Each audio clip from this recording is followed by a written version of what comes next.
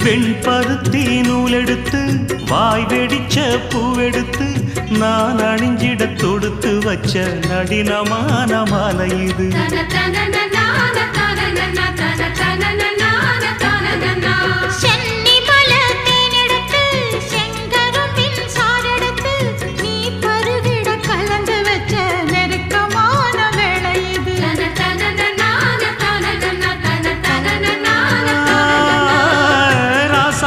உடம்பிருக்கும் ரவிக்க துணி நானாக அன்னாடம் சூடி கொள்ள ஆசை வச்சாகாதா.